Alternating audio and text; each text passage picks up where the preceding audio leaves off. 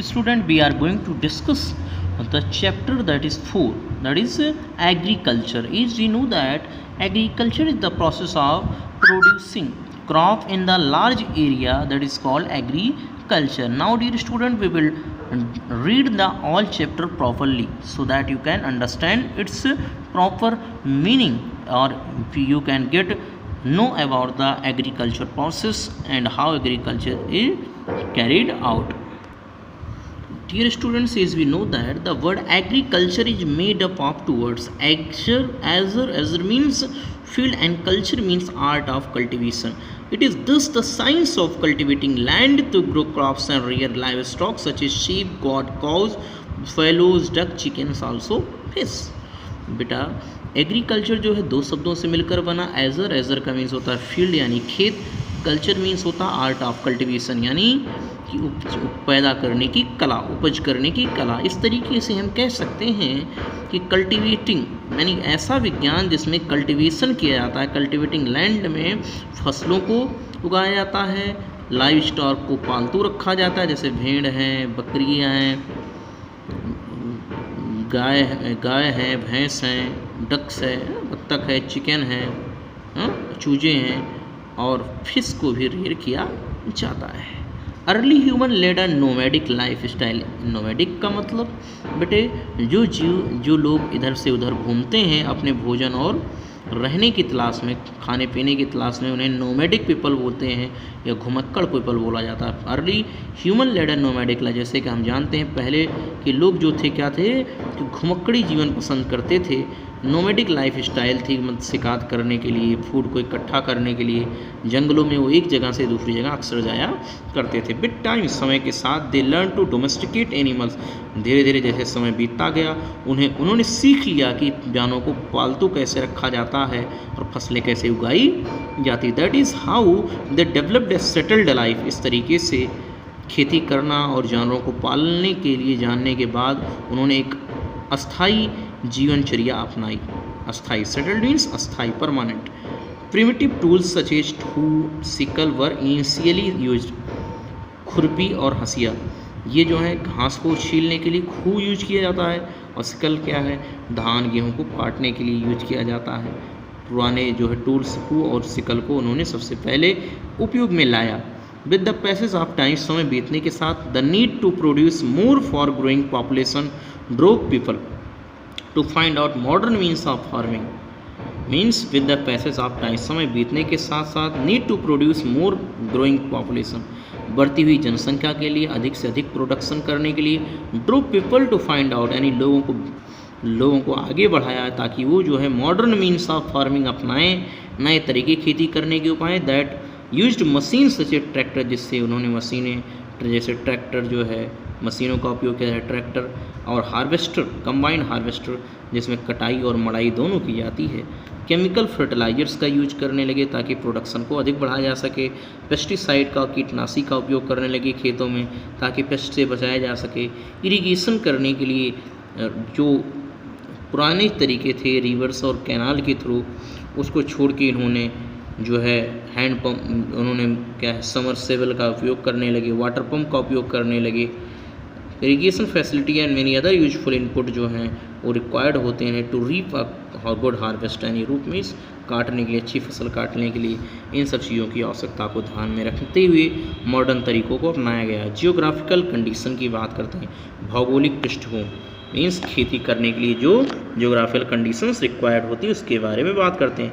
Geographical condition जो required होती हैं ग्रो करने के लिए क्रॉप्स, वो डिफर होती हैं फ्रॉम वन टू अदर, मतलब एक से लेकर दूसरी फसल के लिए अलग अलग कंडीशन की रिक्वायरमेंट होती है. Climate, soil, topography are the, topography means external feature of land.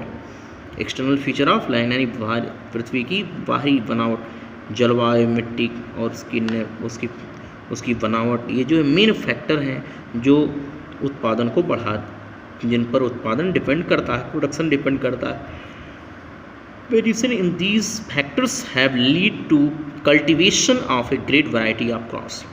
यानी इन जो तत्वों में, इन कारकों की में बदलाव की वजह से different types of great variety of crops, पूरे वर्ल्ड में अलग अलग फसलों का उत्पादन पूरे विश्व में किया जाने लगा। First condition required for farming that is climate, temperature and rainfall condition. Temperature and rainfall condition influence करती हैं कल्टीवेशन करने के लिए क्रॉप, यानी फसलों के उत्पादन को प्रभावित कौन करता है? ताप और वर्षा। हॉट एंड ह्यूमिड लैंड, यानी गर्म और नमी युक्त जो ज़मीन जो है वो फसलें जैसे कॉटन, शुगर केन यानी कॉटन, कपास, गन्ना, जूट और चावल को उगाने के लिए अच्छा जलवायु मानी जाती है। Cooler and drier places are more suitable for growing wheat, corn and mustard. ठंडे और सूखी जगह जो हैं गेहूँ, मक्का और सरसों को उगाने के लिए जरूरी होते हैं। वेरी ड्राई और very cold conditions are not suitable for growth of crop. बहुत ज़्यादा शुष्क और बहुत ज़्यादा ठंडी जो कंडीशंस हैं वो फसलों के उगाने के लिए आवश्यक अच्छी नहीं होती। फिर भी scientist have developed some quick growing variety, लेकिन वैज्ञानिकों ने कुछ जल्दी से विकसित होने वाली किस्मों का यानी बीजों को विकसित किया that allow some crop such as wheat, जिसकी वजह से गेहूं and vegetables to grow in green house, सब्जियों को और गेहूं को ग्रीन हाउस में उगाया जाता है। कहाँ पर? आर्कटिक रीजन में। ग्रीन हाउस क्या है? कांच का बना ऐसा घर जिसमें क्या होता है कि सन से आने वाली हार्मफुल रेडिएशन को रोका जाता है, वो ग्रीन हाउस होते हैं। The second required condition for cultivation of crop that is soil. जैसा कि हम जानते हैं कि मिट्टी जैसे एलुवियल सॉइल सबसे ज़्यादा उपजाऊ होती है और इसमें से excellent growth of all types में हर तरीके के फसलों का अच्छे तरीके से विकास होता है। Chernozem of Russia is extremely fertile as it rich in humus. Chernozem Russia की जो है मिट्टी जो है ये बहुत ज़्यादा उपजाऊ है। क्यों? क्योंकि यहाँ पर ह्यूमस की मात्रा बहुत ज़्यादा पाई जाती है। चेर्नोजेन रसिया का एक प्लेस है जो कि बहुत ज़्यादा उपजाऊ है और क्योंकि वहाँ की मिट्टी में ह्यूमस की मात्रा ज़्यादा पाई जाती है। Again a crop may also be found to be extremely suitable for particular type of soil. जैसा कि हम जानते हैं फसल क्या है जो पाई जाती हैं बहुत सुटेबल होती हैं सॉइल के लिए। For example cotton grow extremely और वेल होता है कहाँ पर? ब्लैक सॉइल में कॉटन का की ग्रोथ बहुत अच्छी होती है डेकन प्लेट्यू के इंडिया में, जबकि टेरा रोजा सॉइल जो होते हैं ब्राज़ील की एक्सीलेंट ग्रोथ कॉफ़ी के लिए ज़रूरी होती है। लेटराइट सॉइल जो है आइडियल होती है विकसित होने वाली चाय के लिए, है ना स्टूडेंट्स। नेक्स्ट पॉइंट जो है टोपोग्राफी मीन्स रिलीफ फीचर, मतलब बाहरी बनावट। जैसा कि हम जानते हैं लेवल्ड लैंडस्केप यानी समतल जो ज़मीन हमेशा हेल्प करती है जुताई में, सिंचाई करने में, कटाई में बहुत हेल्पफुल होती है। इस तरीके से a look at the physical map of the world will show that major farming areas are in the place, यानी कौन कौन से बड़े क्षेत्र हैं फिजिकल मैप में, वर्ल्ड के फिजिकल मैप में जो कि फार्मिंग के लिए उपयुक्त हैं। ऑन द अदर हैंड, दूसरे शब्दों में बात करें क्रॉप जैसे चाय, कॉफ़ी अच्छी तरीके से ग्रो होते हैं कहाँ पर? हिल स्लॉप यानी पहाड़ी ढालों पर। जो they can not withstand stagnant water, यानी वो ज़्यादा रुके हुए पानी में ग्रो नहीं कर सकती हैं। Next point that is crop such is rice, jute that require more water are ideally grown in the, मतलब फसलें जैसे चावल, जूट जिनको अधिक पानी की आवश्यकता होती है वो ग्रो किए जा सकते हैं। कहाँ ग्रो किए जा सकते हैं? लो लैंड्स एरिया में। कहाँ पर बेटे? लो लैंड्स एरिया में उनको आसानी से ग्रो किया जा सकता है। कभी कभी क्या होता है ब्रॉड स्टीप ज़्यादा ढालू क्षेत्र होते हैं, कट वन हाईलैंड पर जो अलग कर दिए जाते हैं जैसे माउंटेन स्लॉप के द्वारा, वो फ्लैट टेरेन का निर्माण करते हैं जो कि फसलों को पैदा करने के लिए, कल्टीवेट करने के लिए बहुत ज़रूरी होते हैं। इस तरीके की फार्मिंग को टेरेस फार्मिंग बोला जाता है। मीन्स कह सकते हैं जैसे पहाड़ों को, छोटी छोटी जगहों को समतल बना के खेती करना हो, क्या कैसी खेती होती है बेटा? वो टेरेस फार्मिंग होती है। Types of farming, various types of farming have evolved in different parts of world. विश्व के अलग अलग क्षेत्रों में अलग अलग तरीके की खेती अपनाई गई है। Since human learn to produce their own food, क्योंकि मानव ने अपने भोजन को उत्पन्न करना स्वयं सीख लिया। पहली टाइप जो है इन सब्सिस्टेंस फार्मिंग क्या है? Farmers focus on growing enough food to feed themselves and their family. Subsistence farming में किसान जो हैं ऐसे खाद्यान्न को उत्पादन कर ऐसे फूड क्रॉप्स को ग्रो करते हैं जो उनके और उनके परिवार के लिए बहुत ज़रूरी होती है। फीड देम, स्वयं को और परिवारों को खिलाने के लिए बहुत ज़रूरी होती है। Some farmers grow food to sell them in market. कुछ किसान जो होते हैं अपने फसलों को, इस तरह की फसलों को उगाते हैं ताकि उनको मार्केट बाज़ार में बेचकर ज़्यादा से ज़्यादा आमदनी कर सकें। ऐसी फसलों को कमर्शियल क्रॉप्स बोला जाता है। सब्सिस्टेंस फार्मिंग, सब्सिस्टेंस फार्मिंग को जो है फिर दोबारा से दो कैटेगरी में बांटा गया, intensive subsistence farming and primitive subsistence farming और shifting agriculture. Intensive subsistence farming की बात करते हैं बेटा। इंटेंसिव सब्सिस्टेंस फार्मिंग क्या है, कुछ कॉमन कैरेक्टरिस्टिक फीचर जो हैं इस तरीके की फार्मिंग के दिए गए हैं, जो ऐसे हैं कि this form of farming is practised widely in densely populated regions of the world. इस तरीके की खेती जो है उन जगहों पर की जाती है जहाँ पर बहुत घनी जनसंख्या होती है, जहाँ पर मानसून जो होता है, जब मानसून रीजन ऑफ एशिया में इस तरीके की इंटेंसिव सब्सिस्टेंस फार्मिंग अपनाई जाती है। इंडिया, चाइना, थाईलैंड, बांग्लादेश और म्यांमार जैसे देशों में जो है सब इंटेंसिव सब्सिस्टेंस फार्मिंग को अपनाया जाता है। साइज जो है फॉर्म्स की स्मॉल होती है, क्योंकि जो है large size of family lead to fragmentation of land holding, क्योंकि बड़े परिवार में खेतों को छोटे छोटे टुकड़ों में बांट दिया जाता है ताकि सबके पास खेती उपलब्ध रहे, इसलिए जो है फॉर्म की जो होती है साइज छोटी होती है। The field are cultivated throughout the year, खेतों में जो है उत्पादन हर पूरे साल किया जाता है। That is enough food for large family, इसलिए बड़े परिवार को पर्याप्त भोजन मिल सकता है। Field are mostly cultivated manually is they are too small, खेतों को जो है मैनुअली तैयार किया जाता है या क्योंकि छोटे होते हैं फॉर मशीन को चलाने के लिए वो ज़्यादा उपयुक्त नहीं होते हैं। Moreover labour is available in plenty, यानी मजदूर जो हैं पर्याप्त मात्रा में होते हैं। It is difficult for farmer to afford machine, किसानों के लिए महंगी मशीनों को खरीदना अफोर्डेबल नहीं होता है, मतलब वो लेने के योग्य नहीं होते हैं। Draft animal such is ox and mule, draft animal जो हैं जैसे बैल है, खच्चर है, इनका यूज किया जाता है जुताई के लिए खेतों के या सामान को ट्रांसपोर्ट करने के लिए, हार्वेस्ट को, फसलों को एक जगह से दूसरी जगह ले जाने के लिए। फूड क्रॉप्स की बात करते हैं जैसे राइस, दालें, वीट, माइलेट और ऑयल सीड, ये पॉपुलरली ग्रो की जाती हैं। Now dear student will be discuss the primitive subsistence farming और शिफ्टिंग एग्रीकल्चर।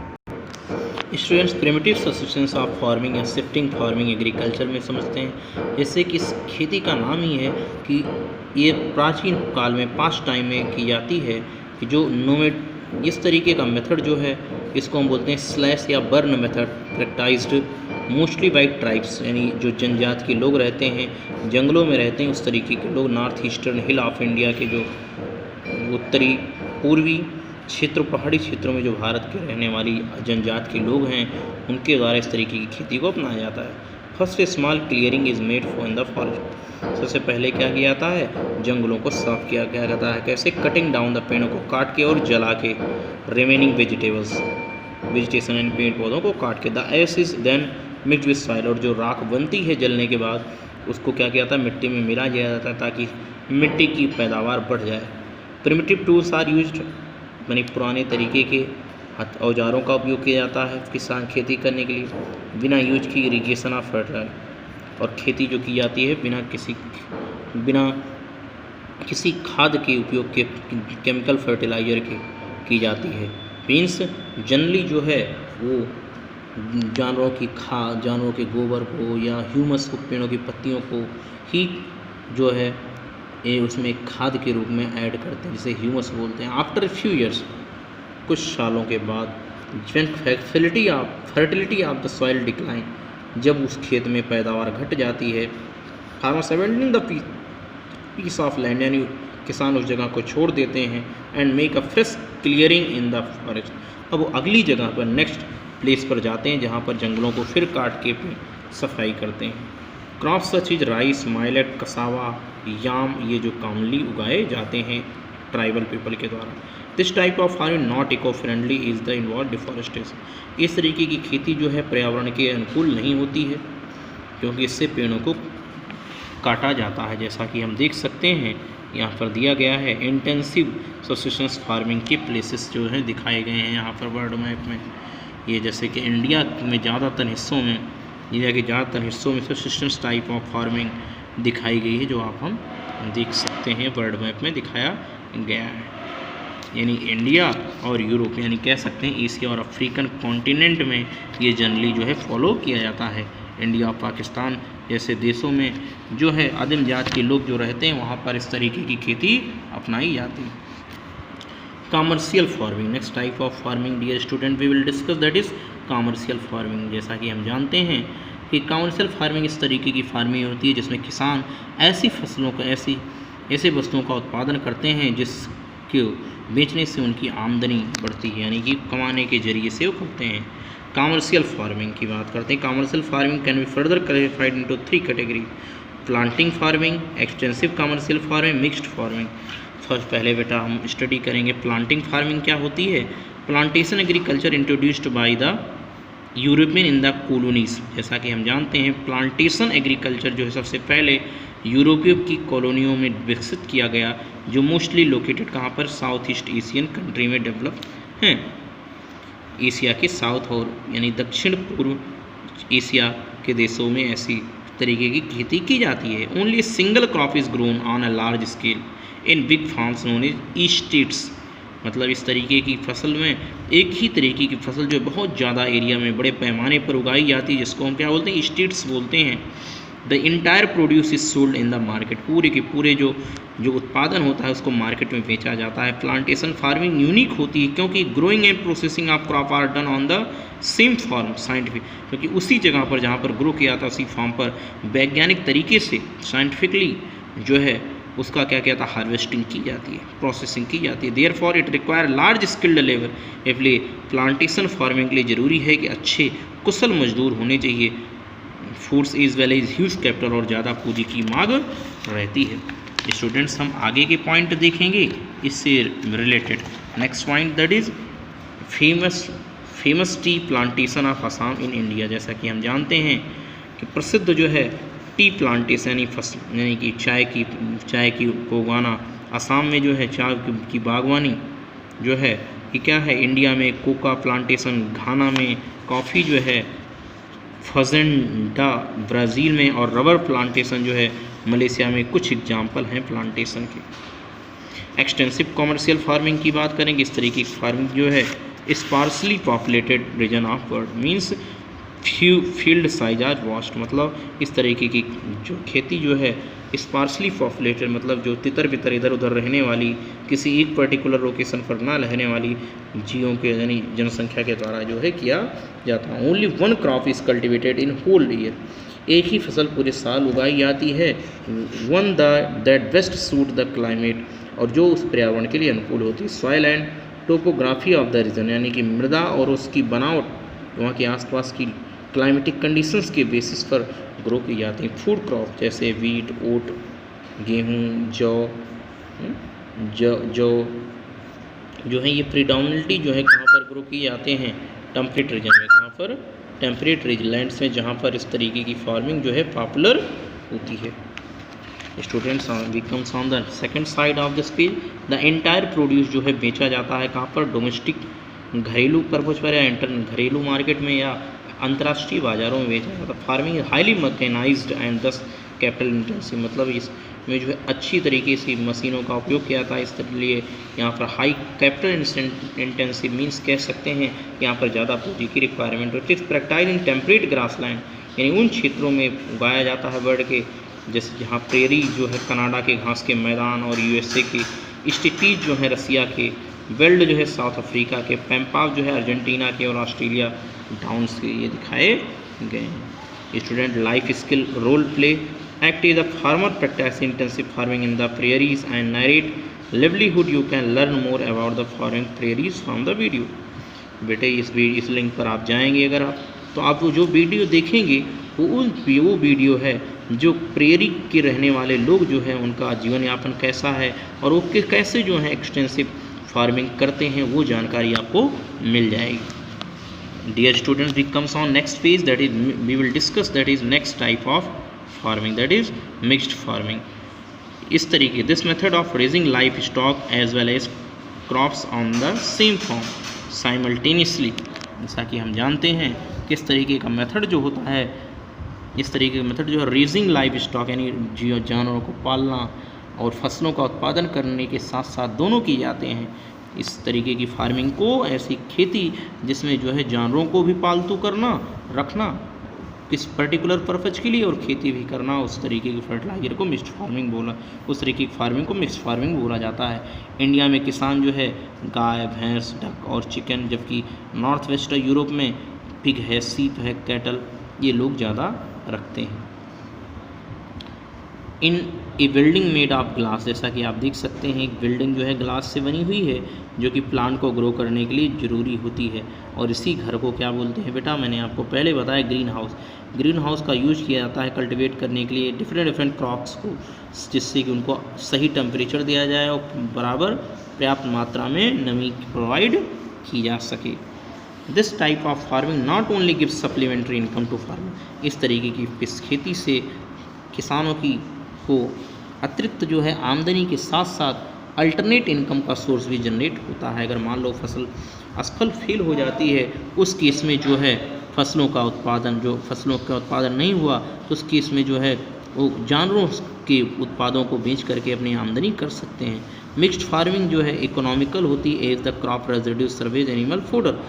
मिक्स्ड फार्मिंग जो है एक बहुत सस्ती खेती होती है, क्योंकि आप जानते हैं कि जो क्रॉप का रेजिड्यू बचता है यानी बचा हुआ हिस्सा बनता है दाने के अलावा, सीरियल्स के अलावा, उस हिस्सों को जानवरों के चारे के रूप में उपयोग किया जाता है। वाइल्ड एनिमल डंग, जो गाय जानवरों का गोबर है, वो एक मैन्योर का काम करता है, सॉइल में फर्टिलाइजर का काम करता है। It is commonly practised in densely populated reason.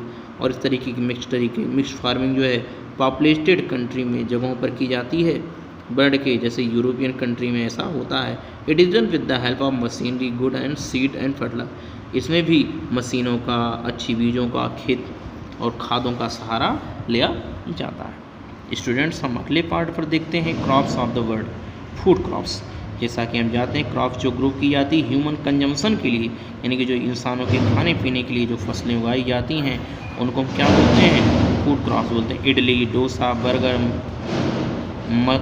Macaroni, bread, several other food item जो हैं वो डिफरेंट फूड क्रॉप्स से ही बनाए जाते हैं। Rice, wheat, millet, oat, barley, corn and pulses जो हैं ये इंपॉर्टेंट फूड क्रॉप्स मानी जाती हैं। पल्सेस या दाल जैसे मूंग है, मसूर है, अरहर है, बिलोंग करते हैं लेग्यूम फैमिली। किस फैमिली से?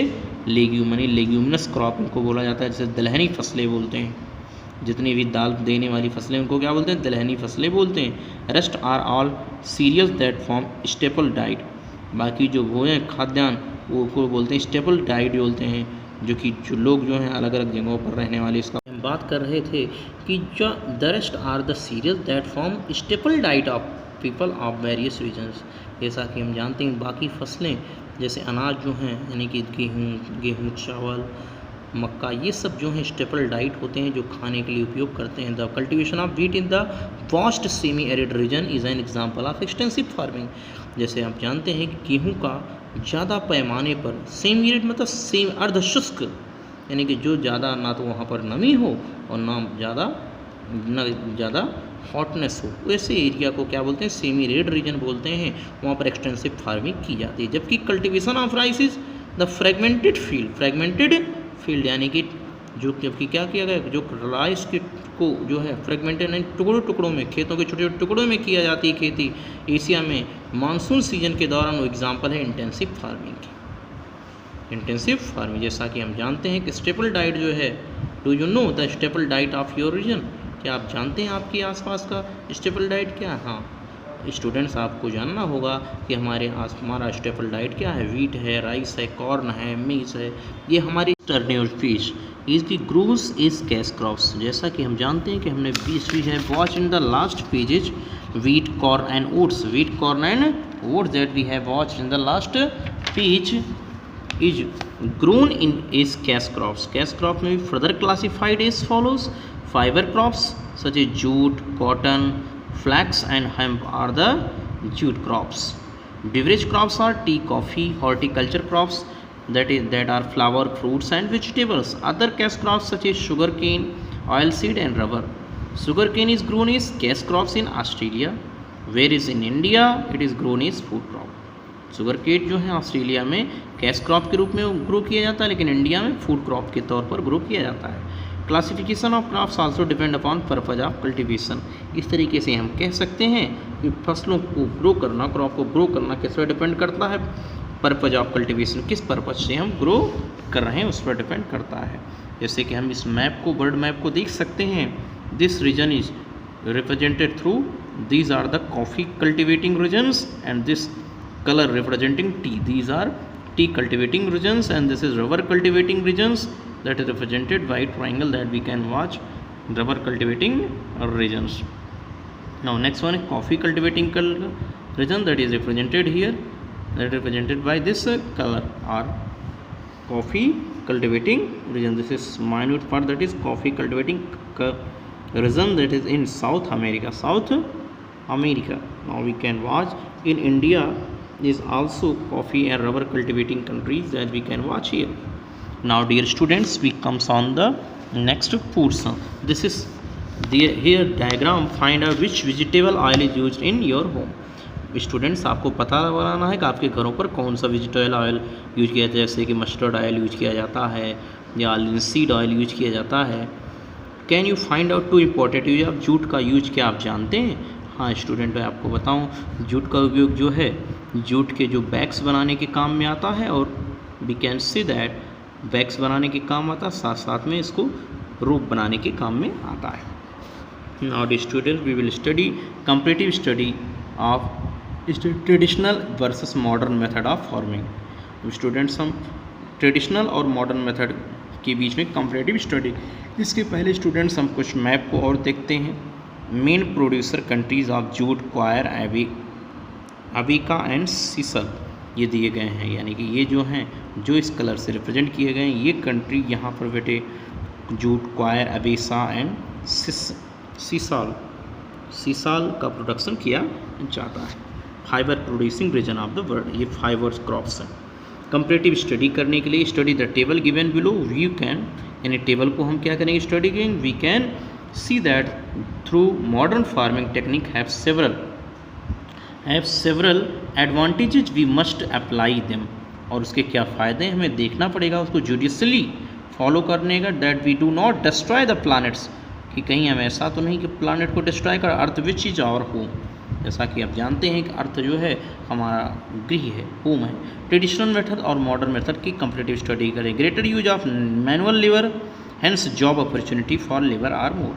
जैसा कि हम जानते हैं ट्रेडिशनल मेथड में जितने ज़्यादा मैनुअल लेबर होंगे उससे लोगों को जॉब की अवसर ज़्यादा मिलेंगे. मॉडर्न मेथड ऑफ फार्मिंग में मॉडर्न टेक्नोलॉजी का यूज करेंगे, मशीन और इनपुट का, इसलिए लेस मैनुअल लेबर की ज़रूरत होगी, यानी कि बेरोजगारी बढ़ेगी. मोर डिपेंडेंस ऑन मानसून रेन्स, दस फ्यूअर क्रॉप्स आर ग्रोन. जैसा कि हम जानते हैं कि ट्रेडिशनल मेथड में हम जो हैं जनरली जो हैं रेनफॉल पर डिपेंड करते हैं इरिगेशन के लिए, लेकिन मॉडर्न मेथड में इरिगेशन फैसिलिटी जैसे फार्मर्स ग्रो करते हैं, डेवलप करते हैं इन ड्राई सीजन में भी. Natural manure and pest control measures use की जाते हैं, जिससे क्या हो, that cause less harm to environment, जिससे पर्यावरण को नुकसान कम पहुंचता है. लेकिन आजकल मॉडर्न टाइम में केमिकल फर्टिलाइजर, पेस्टिसाइड का यूज करते हैं जो हमारे इन्वायरमेंट को बहुत ज़्यादा पोल्यूट कर रहे हैं. Yield is less since most of work is done manually, क्योंकि हम जानते हैं ज़्यादातर काम मैनुअली किया जाता है, शारीरिक तौर से किया जाता है, इसलिए पैदावार जो है कम होती है.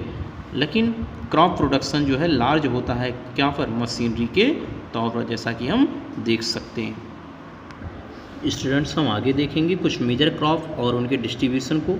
जैसे टी जो है कहाँ पर डिस्ट्रीब्यूटेड है, टी क्रॉप्स जो है नीलगिरी की पहाड़ियों में, तमिलनाडु के इंडिया में, दार्जिलिंग में, वेस्ट बंगाल में, इंडिया के कैंडी प्लेट्यू जो है इंडिया में, वेस्ट बंगाल में, और कैंडी प्लेट्यू जो है श्रीलंका में इसका टी का प्रोडक्शन होता है, कल्टीवेशन होता है. कॉफ़ी जो है ब्राज़ीलियन हाईलैंड्स और मेक्सिको हाईलैंड्स और कोलंबियन हाईलैंड्स पर ग्रो की जाती है. राइस जो है lowlands of China, India, Bangladesh, Indonesia और जापान में.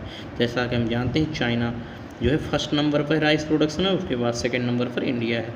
वीट प्रोडक्शन में जो है बात करते हैं rolling grassland of USA, Canada, Argentina, Ukraine, यहाँ पर वीट प्रोडक्शन ज़्यादा होता है. बात अब स्टूडेंट्स हम बात करते हैं ग्रीन रिवोल्यूशन। जैसा कि हम जानते हैं this is the modern method of farming was born out of need to solve the problem of poverty and hunger in the developing country in 1960। जैसा कि हम जानते हैं 1960 के दौरान विश्व में जो है भुखमरी की समस्या उत्पन्न हो गई थी। गरीबी और भुखमरी की समस्या से निपटने के लिए एक नई तकनीक का उपयोग किया गया, एक नई क्रांति का जन्म हुआ जिसे बोलते हैं ग्रीन रिवोल्यूशन। इसको जो है एक अमेरिकन साइंटिस्ट जिसका नाम था नॉर्मन अर्नेस्ट बोरलॉन्ग ने इस मेथड को यानी ग्रीन रिवोल्यूशन फार्मिंग को बढ़ाया, यानी इस तरीके के मेथड को डेवलप किया।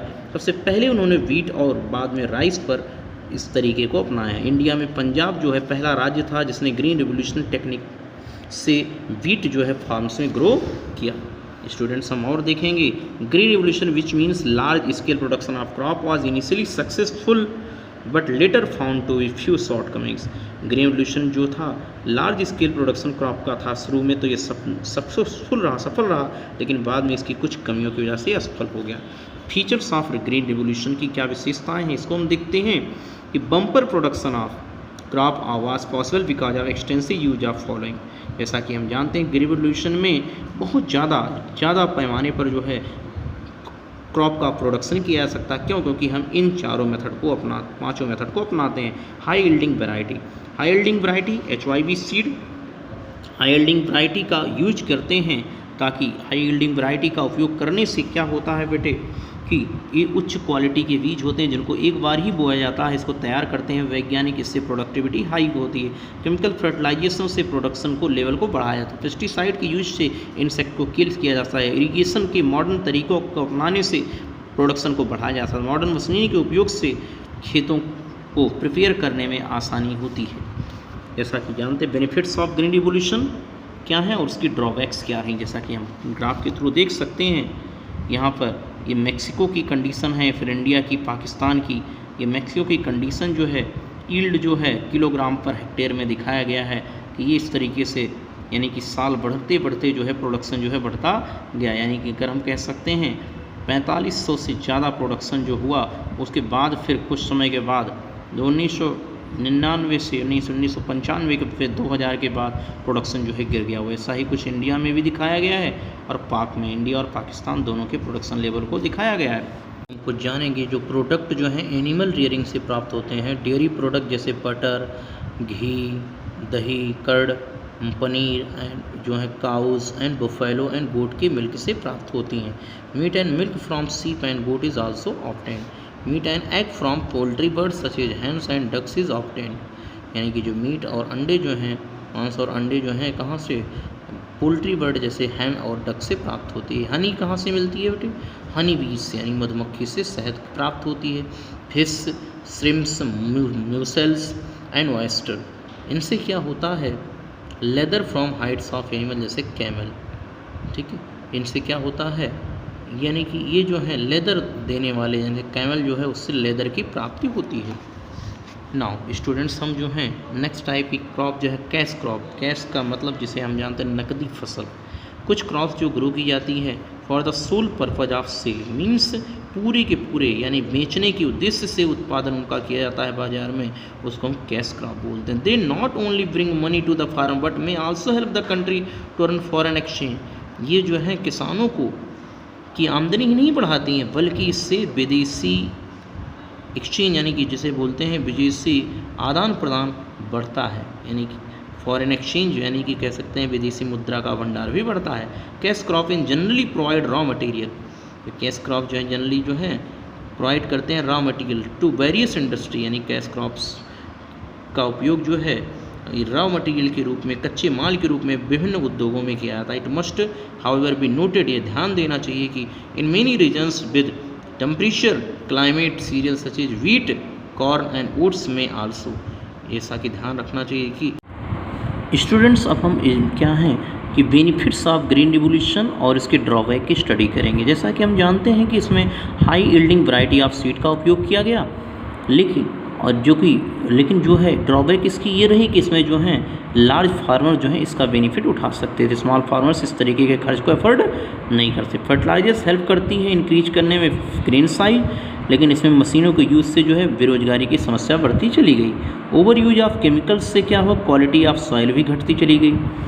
पेस्टिसाइड जो प्रिवेंट करते हैं loss of crop, prevent loss of crop. Ground water reserve जो होता है मीन्स पेस्टिसाइड से लॉस ऑफ क्रॉप को रोकते हैं, लेकिन क्या हुआ कि ग्राउंड वाटर रिजर्व जो है जब जाके क्या होता है कि सिंचाई के पर्पज़ से में जाके मिक्स किया जाता है, यानी ग्राउंड वाटर का उपयोग जो है ज़्यादा होने लगा, ओवर यूज होने लगा, इससे ग्राउंड वाटर लेवल जो है ना कम होने लगा। इरिगेशन प्रोवाइड करता है water even during period with less और रेन। इरिगेशन जो है इससे जो होता है water even during period with less और रेन, नो रेन मतलब चाहे बारिश हो या ना हो, इससे ये बेनिफिट रहा। लेकिन there was no increase in production of only specific food, लेकिन किसी विशेष तरीके की फूड में कोई प्रोडक्शन लेवल बढ़ा नहीं, जैसे व्हीट और राइस है। प्रोडक्शन ऑफ अदर क्रॉप जो है वो जो है रिमेन्ड अनअफेक्टेड, मतलब जैसा का था वैसा ही प्रोडक्शन रहा। Need of hour to is to adopt suitable sustainable farming, means हमें कहने का मतलब हमें इस तरीके की फार्मिंग को फॉलो करना चाहिए जिससे कि प्रोडक्शन भी हो और हमारे पर्यावरण को नुकसान भी ना हो। जिस तरीके की फार्मिंग को सस्टेनेबल मेथड बोलते हैं, या बोलते हैं हम कह सकते हैं environmental friendly farming. Multiple cropping and crop rotation जो है ये भी कुछ सस्टेनेबल मेथड है फार्मिंग करने के, जिसको हम अपने जो फॉलो कर सकते हैं प्रोडक्टिविटी को बढ़ाने के लिए। Now dear students, we are going to discuss the exercise of this chapter. Strike the odd one out and give a reason for the same. Rice, wheat, jute and oats. As we know that rice, wheat and oats, these are cereal crops, but jute is fiber crop. Rubber, kharif, rabi, jaid. Here rubber is odd one because these are seasons of crop. Fruit, cotton, vegetables, flowers. Out of these, cotton is odd one because fruit, vegetables and flowers are horticulture crop, while cotton that is called cash crop. Tea, oats and coffee. Out of these, oats is odd one because other tea and coffee are cash crops, but it is cereal crop. Give two names and examples of each of the fruits following. Horticulture crop, that is flower and fruits. Fiber crops, that is jute and hemp. Types of soil, there are mainly two types of soil, alluvial soil and laterite soil. Crops that benefited from the green revolution was mainly wheat and rice. Fill in the blanks. The alluvial soil is extremely fertile. Dead and decomposed organic remains known as humus that makes soil more fertile. Cotton grows best in black soil, means काली मिट्टी में जो है cotton ज़्यादा produce होता है। All cereals from the staple diet of people of various regions. Punjab was the first state in India where green revolution was introduced. Now students, I hope this part has been clear for you. Now dear students, we will discuss few definitions that are related to it. Now state one important point difference. Question number 5, that is question number 5 for you. We will watch question number 5 is here. Is you know that state one point here. For question number 5 is state one point difference for each of the subsistence and commercial farming. Subsistence farming is, we know that farmers grow food to feed themselves and their families. This is called subsistence farming, while commercial farming, farmers grow food to sell them in the market. This is called commercial farming. Now the students, we come on the second difference, that is food crops and cash crop. Food crops that grown for human consumption. Crops grown for human consumption, that is called crops grown for human consumption, that is called food crop. That is called food crops. And cash crops that are grown for selling purpose in the market, that is called cash crop. Now comes on the difference, traditional method and modern method. Traditional method, greater use of manual labor occurs but require less manual labor in modern method because machines are used. Kharif crops and Rabi crops. Kharif crops sown in the June and July and harvested in October, November, while Rabi crops sown in October, November and harvested in March. Next difference, that is farming in plains terrain, traditional and plowing of the crops is easy to these areas. Terrace farming में बेटा irrigation and ploughing जो है ये not easy, यानी कि यहाँ पर जो है इरिगेशन और प्लॉइंग करना पॉसिबल नहीं होता है, आसान नहीं होता है, क्योंकि यहाँ ऊबड़ खाबड़ एरिया होता है, क्योंकि ये जनरली इस तरीके की खेती जो है माउंटेनियस रीजन में की जाती है।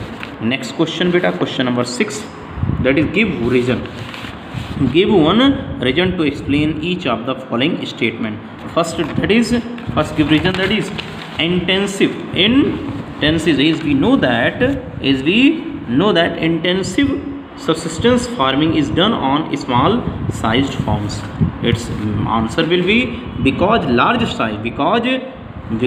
the large size of families leads to the division of land holdings. ये छोटे बेटा लार्ज साइज की फैमिली भी सबको छोटे छोटे हिस्से दे दिए जाते हैं ताकि सबके पास खेत हो जाए। Next question, what is plains are the major farming area of the world. Plains are the major farming area of the world. Its answer is because plain land always help in ploughing, क्योंकि हम जानते हैं कि plane land जो है हमेशा जुताई करने में हेल्प करती हैं इरिगेशन और हार्वेस्टिंग क्रॉप में। Next question is modern methods of farming are not environmental friendly. Why? What is its answer? Because in this method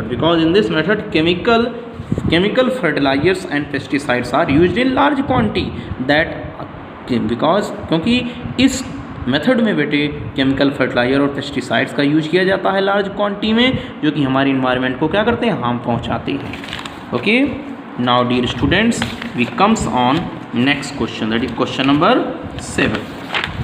question number 7 is we know that in question number 7 is not mentioned in your notes, so I hope you will complete this, learn these questions properly. Okay, now dear students, we discuss the question number 7 of your book, that is chapter number 4. State whether the following statements are true or false. Correct the false statement. We know that animals play an important role in extensive commercial farming. This is false because here will be mixed. Animals play an important role in mixed farming. Crops such as wheat and corn are grown as plantation crop. This is false because this is false statement. As we know that this statement is false. Okay, now crops such as wheat and corn are grown as food crops. Now this will be true. Texacotta support coffee cultivation in Brazil. This is true. Rice cannot be grown on hilly slopes. This is true because on hilly slopes no water remain stagnant, and we know that rice required more water for its cultivation. Now first question of this, now we will discuss first question. What do you mean by agriculture? Question number 8, first part A. What do you mean by agriculture? Means agriculture क्या होता है? How did it change the lifestyle of early human? इससे जो है पहले के लोगों की लाइफ स्टाइल कैसे चेंज हुई? बेटा इसका आंसर देखते हैं. It is the science of cultivating land to grow crops and rear livestock. Means ऐसा साइंस जिसमें क्या किया जाता है कि लैंड पर लार्ज स्केल में क्रॉप को और लाइव स्टॉक को रियर किया जाता है. उसे हम क्या बोलते हैं बेटा? That is called agriculture. इसका बेनिफिट क्या हुआ बेटे? Before farming people lived by hunting and gathering food. जैसा कि हम जानते हैं कि लोग जो हैं इसके पहले जो है लोग क्या करते थे? शिकार करते थे और फूड को इकट्ठा करते थे with the passage of time. समय बीतने के साथ साथ और rear animals and grow crops for their living. लोग जो हैं जानवरों को पालने लगे और उससे अपनी फसलों का उत्पादन कर रहे हैं. Now dear student, we come on second question. Your second question is, you can watch here, explain 3 geographical conditions that influence the cultivation of crops. 3 geographical condition बताता है जो क्रॉप कल्टीवेशन को अफेक्ट करती हैं. तो 3 geographical conditions that affect the crop are, first that is climate. Is we know that temperature and rainfall conditions influence the cultivation of crop. Means तापमान और वर्षा जो है ये दोनों जो हैं फसल की पैदावार को प्रभावित करते हैं। सॉइल, सम सॉइल जैसे क्या है, एलुवियल सॉइल, ये जो है एक्सट्रीमली फर्टाइल होती है। टोपोग्राफी की बात करते हैं, topography refers to relief feature means mountain other structure that is called relief features. Now dear student, we comes on see question, what is terrace cultivation? We discuss it. It is the method of farming. It is the method of farming that consists of different steps or terrace that are built. Means एक ऐसा method होता है farming का जिसमें अलग अलग तरीके की स्टेप्स या स्टेप बाई मेथड फॉलो किया जाता है ग्रो करने के लिए into the side of mountain के किनारों पर या पहाड़ों के। On each level various crops are planted means और हर स्तर पर अलग अलग फसलों का उत्पादन किया जाता है। Now dear student, we comes on question number D is we know that state 4 salient features of intensive subsistence farming. 4 salient features क्या है इंटेंसिव सब्सिस्टेंस फार्मिंग की, हम डिस्कस करते हैं। 4 salient फीचर्स क्या हैं? The form of farming is practised in densely populated region means इस तरीके की जो फार्मिंग जो है बेटा कहाँ पर की जाती है, घने बसे हुए घनी आबादी वाले क्षेत्रों में की जाती है। द साइज ऑफ फार्म्स क्या होते हैं, स्मॉल होते हैं। फील्ड्स जो होते हैं cultivated throughout the year यानी खेतों को पूरे वर्ष जो है कल्टिवेट किया जाता है। Field are mostly cultivated manually, field खेतों को मैन्यू जो है कल्टिवेट किया जाता है। Now next question that is E question, evaluate primitive subsistence farming means primitive subsistence farming क्या होती है देखते हैं। Primitive subsistence farming the practice practise with small patches of land means primitive subsistence farming क्या है, छोटे छोटे हिस्सों में ज़मीन के किया जाता है। किसकी हेल्प से, प्रिमिटिव टूल्स को यूज कर, जैसे हू का यूज किया जाता है। And it is done without the use of irrigation और फर्टिलाइजर, और ऐसी फार्मिंग जो है बिना सिंचाई के बिना खेती की जाती है और it is not eco friendly, ये फार्मिंग जो है इको फ्रेंडली नहीं होती है। Now dear students, we comes on next question that is F question, state two similarities between plantation farming and extensive commercial farming means plantation farming में और extensive commercial farming में दो समानता बतानी है। तो टू सिमिलरिटी हम देखते हैं बेटा क्या है। पहली similarities, the two similarities are first point the entire produce is sold in the market, जैसे कि हम जानते हैं एक प्लांटेशन में भी और कमर्शियल फार्मिंग दोनों में भी क्या प्रोडक्ट को मार्केट में सेल किया जाता है। Only a single crop is cultivated in whole year, इन दोनों केसेस में एक ही फसल को पूरे साल उगाया जाता है। Now dear question student, we comes on next question, what is mixed farming? What is mixed farming? Give two advantage of this type of farming means क्या है, मिक्स्ड फार्मिंग क्या है, इसके दो फायदे क्या हैं, तो हम देखते हैं बेटा। टू क्रॉपिंग क्या है, cultivation of crops along with the rearing of animals, rearing on milk for meat और milk is called mixed cropping farming means अगर फसलों को पैदा करना ताकि उस स्तर पर, ताकि साथ साथ जानवरों का भी पालन करना, किस पर्पज़ से, मीट और मिल्क के पर्पज़ से, इस तरीके की फार्मिंग को मिक्स्ड फार्मिंग बोला जाता है। द एडवांटेज क्या है, it increases the income of farmer, इससे किसानों की आय, इनकम ऑफ फार्मर, किसानों की आय बढ़ती है। दूसरा, it enhances the productivity of the farm, इससे जो है उत्पादकता भी बढ़ती है। H question that is next question, we watch that, name the two chief cropping seasons of India giving suitable examples of such a crops cultivated in each। दो chief cropping seasons क्या हैं इंडिया में और उसके example भी देने हैं, है ना, कि दो मुख्य जो हैं फसलें, द क्रॉपिंग सीजन मतलब फसलों को उगाने का सीजन क्या है इंडिया में, और एग्जाम्पल की हेल्प से बताना है। तो देखते हैं बेटे क्या है। टू क्रॉपिंग सीजन्स जो है इंडिया में क्या क्या हैं, खरीफ और समर क्रॉप आर सोन इन जून जुलाई, खरीफ या समर क्रॉप जो है जून और जुलाई में बोई जाती हैं, हार्वेस्टेड अक्टूबर नवंबर की, जैसे एग्जांपल राइस, शुगर, कॉटन, ये एग्जांपल है। रवि और विंटर क्रॉप, इस बुआई इसकी होती है बेटा अक्टूबर नवंबर में और इसको कटाई कब होती है, मार्च में। वीट और ग्राम इसके एग्जाम्पल हैं। अगला क्वेश्चन बेटा, what do you understand? Next question is, what do you understand by green revolution? How did it help to increase food grains production? Green revolution क्या है और इससे फूड प्रोडक्शन कैसे बढ़ाया जा सकता है, तो बेटा देखते हैं। तो ग्रीन रेवोल्यूशन का मतलब क्या होता है, ग्रीन रेवोल्यूशन का मीन्स क्या है, लार्ज स्केल प्रोडक्शन करना क्रॉप का, और इससे क्या होता है, introduction of high yielding variety यानी HIV सीड का उपयोग करना, जिससे कि गुणवत्ता क्वालिटी जो है बढ़ती है ना, इंक्रीज्ड क्वालिटी बढ़ती है। और फर्टिलाइजर का यूज करते हैं, इरिगेशन टेक्निक का यूज करते हैं, जिससे क्या होता है, प्रोडक्शन बढ़ता है। Next question that is enumerate the list 3 shortcomings of, describe करना है 3 कमियां जो हैं ग्रीन रेवोल्यूशन की, क्या क्या हैं वो देखते हैं बेटे।